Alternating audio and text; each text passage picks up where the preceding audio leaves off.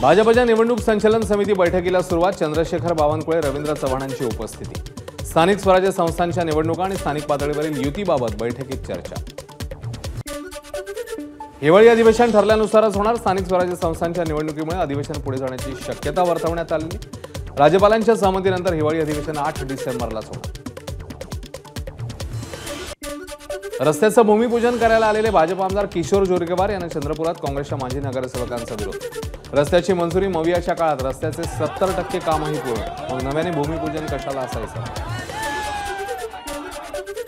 नवी मुंबईतल्या नेरुळमधील शिवरायांच्या पुतळ्याला पुण्यात कपड्यांचं आवरण. गनिमी काव्याने पुतळ्याचं अनावरण करू, मनसेचा इशारा. तर 2 दिवसांपूर्वी अमित ठाकरेंनी केलं होतं पुतळ्याचं अनावरण.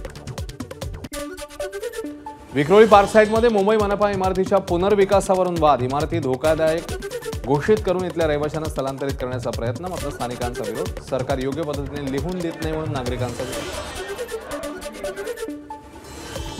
अंबरनाथच्या जावसाई परिसरात एका तरुणावर 8 ते 9 जणांच्या टोळीकडून तलवार आणि कोयत्याने हल्ला. संपूर्ण घटना सीसीटीव्हीत कैद. अंबरनाथ पश्चिम पोलीस ठाण्यात गुन्हा दाखल. हल्ल्याचं कारण स्पष्ट.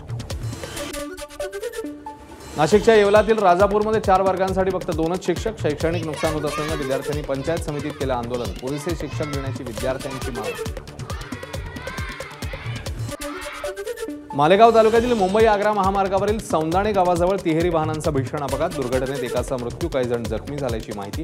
जखमींवर मालेगावातल्या खासगी रुग्णालयात उपचार सुरू.